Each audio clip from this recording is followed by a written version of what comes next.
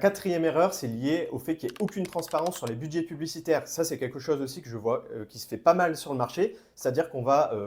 certaines agences, certains prestataires vont contacter des artisans, vont leur proposer des packs à 1 500 € par mois en leur proposant justement de gérer tout ce qui est publicité en ligne, donc que ce soit Google ou Facebook. Et finalement, dans ce pack de 1 500 €, l'artisan en question ne sait pas vraiment quelle part du budget est attribuée réellement à sa campagne marketing et quelle part du budget est allouée au prestataire, c'est-à-dire à sa rémunération. Donc finalement, peut-être que vous allez payer 1 500 € une agence marketing pour qu'elle gère vos publicités sur Google, sauf que sur ces 1 500 €, peut-être que l'agence, elle va dépenser que uniquement peut-être 500 € en publicité et les 1 000 € restants, en fait, ils vont directement aller dans sa poche ou du moins pour rémunérer son travail. Donc ça, c'est lié à un manque de transparence et ça, vous devez vraiment veiller à avoir des factures qui sont pour moi